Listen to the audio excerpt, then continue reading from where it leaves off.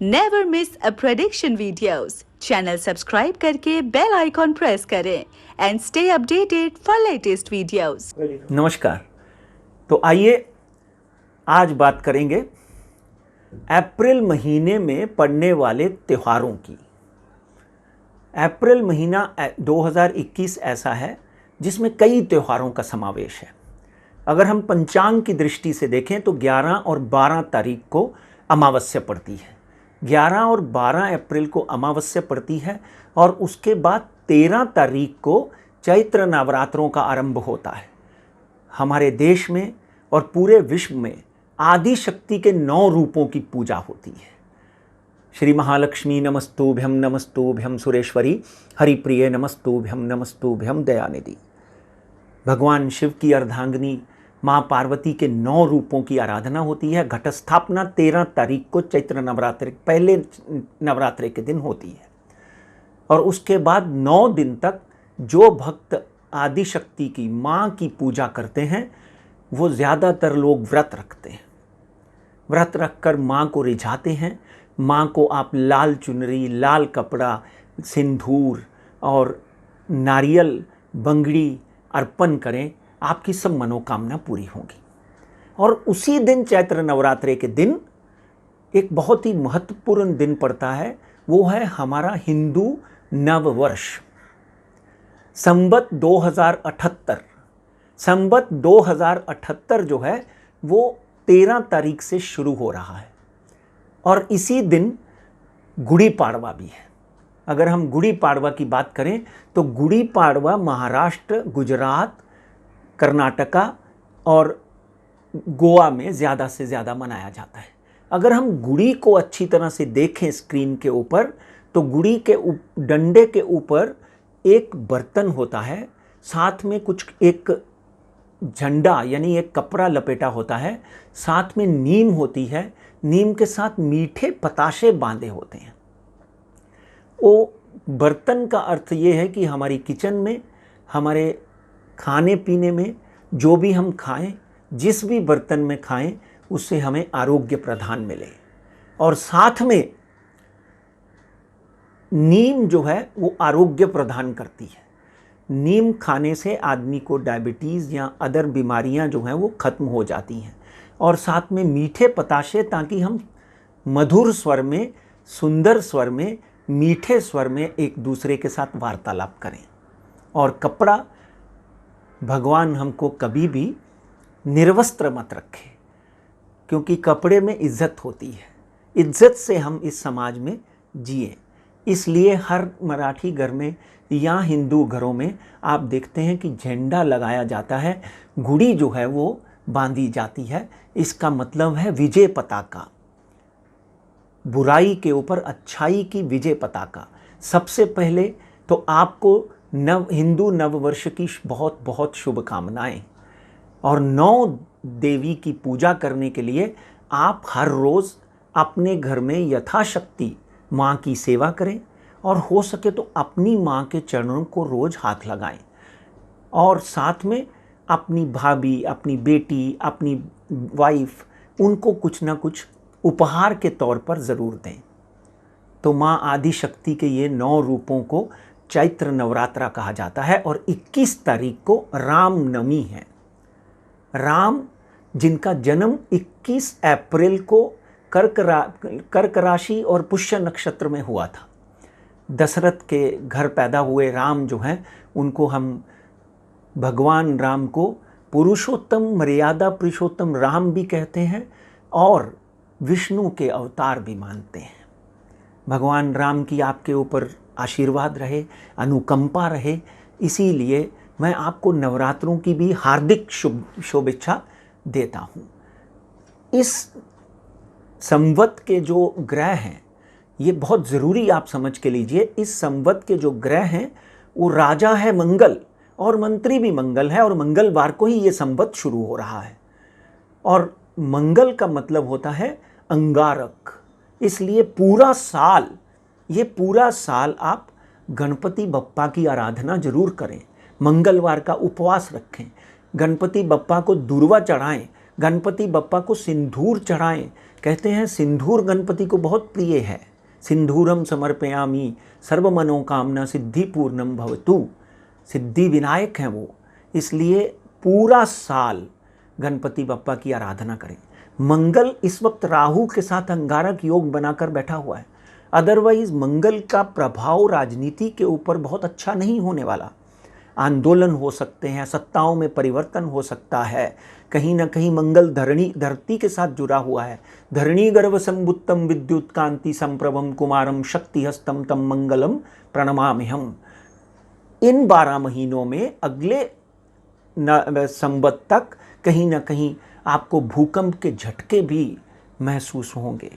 उत्तर भारत में, पाकिस्तान में, अफ़गानिस्तान में, ईरान में, वियतनाम में, फ़िलिस्तीन में और फार ईस्ट के कुछ इलाकाओं में आपको भूकंप के झटके महसूस होंगे। अब मंगल के साथ आदमी का न्यूरो सिस्टम जुड़ा हुआ है, मानसिक रोग जुड़े हुए हैं।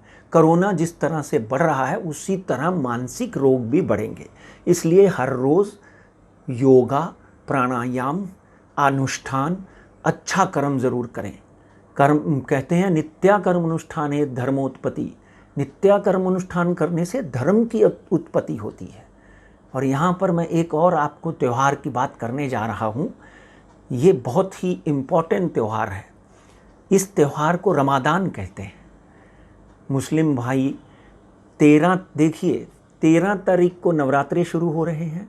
13 तारीख को रात को मक्का शरीफ के ऊपर जब चांद दिखाई देगा तो 14 तारीख से नवरात्रे रमज़ान रोज़ा शुरू हो जाएंगे। रोज़ा में जो रोज़ा रखने वाला व्यक्ति है वो पूरा दिन कुछ भी नहीं खाता। सुबह 4 से 5 बजे सहरी का समय होता है, उस वक्त खाकर शाम को इफ्तारी के बाद में, इफ्तारी के समय में भोजन करता है, खाना खाता है और खाना खाने के बाद में दुआ करता है, मगरिब की नमाज़ पढ़ता है। उसके बाद मजलिस होती है। उसके बाद वो अपने धर्म के बारे में जानकारी लेता है। और हर धर्म में रमज़ान को बहुत ही पवित्र माना गया है। और कहीं ना कहीं 12 या 13 तारीख की मई को ईद पड़ेगी। कहते हैं इस्लाम के 5 स्तंभ हैं। 5 स्तंभों में ईद उल फितर और रमज़ान ये बहुत ही इम्पॉर्टेंट माने जाते हैं। इसलिए मैं अपने शो के माध्यम से मुस्लिम भाइयों को रमज़ान मुबारक कहता हूँ। आपके रोज़े कबूल हों, आपकी दुआएं कबूल हों, यही मेरी आप सबसे दुआ है। और इन दोनों दिनों की अगर मैं समावेश करता हूँ तो आप ये बात समझ के लीजिए, जब भगवान ने और अल्लाह ने किसी तरह का फ़र्क नहीं रखा, यानी रोज़े शुरू हो रहे हैं और चैत्र नवरात्रा शुरू हो रहा है, हिंदुओं का पर्व शुरू हो रहा है और मुस्लिम भाइयों का पर्व शुरू हो रहा है, वो आज भी अल्लाह भगवान मौला माता रानी हमको चेतावनी दे रहे हैं कि अब भी सुधरो, अब भी एक दूसरे से मोहब्बत रखो, अब भी एक दूसरे से प्रेम प्यार रखो। इस्लाम कहीं भी कत्लेआम की इजाज़त नहीं देता।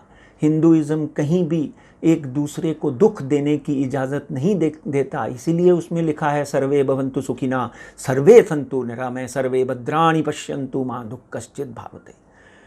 सबके लिए दुआ मांगो। अगर आप सबके लिए दुआ मांगोगे आपके ऊपर अल्लाह भी खुश होगा, भगवान भी खुश होगा और माता रानी भी खुश होंगी। इसलिए मेरी आपसे हाथ जोड़कर प्रार्थना है कि मुस्लिम भाइयों से भी, हिंदू भाइयों से भी, कि आजकल कोरोना में बहुत से लोग पीड़ित हैं जिनके घर में खाना नहीं है, बिजनेस बंद हो चुके हैं। अगर आपके पास पर्याप्त मात्रा से ज़्यादा धन है तो उन गरीब लोगों को इफ्तारी करें, उन गरीब लोगों के लिए सहरी का खाना बांटें। और उसी तरह हिंदू भाइयों से भी अनुरोध है कि जगह जगह के ऊपर लंगर लगाएं, मगर मास्क का इस्तेमाल ज़रूर करें। गरीबों में अगर मास्क नहीं है तो मास्क बांटें, हैंड सैनिटाइज़र बांटें, लोगों की मदद करें। इसीलिए रमज़ान में आप देखेंगे कि अरबिक कंट्रीज़ में ज़्यादा से ज़्यादा नियाज़ जो है वो 7 बजे के करीब करीब होती है और हज़ारों लाखों लोग जो हैं जो अफोर्ड नहीं कर सकते वहाँ पे वो भोजन करते हैं, इफ्तारी करते हैं।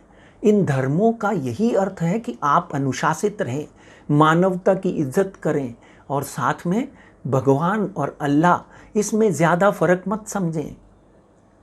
इसलिए आपसे अनुरोध है कि अपने आप को अपने सांचों में मत डालें, मानवता के सांचों में डालें। और एक त्यौहार है, वो है 25 तारीख को महावीर जयंती है। महावीर जो जैन धर्म के 24 तीर्थंकरों में 24वें तीर्थंकर थे, उनका जन्म जो है 25 तारीख को हुआ था। महावीर जयंती के ऊपर जैन भाइयों को बहुत बहुत नमस्कार, जय जिनेंद्र आपको।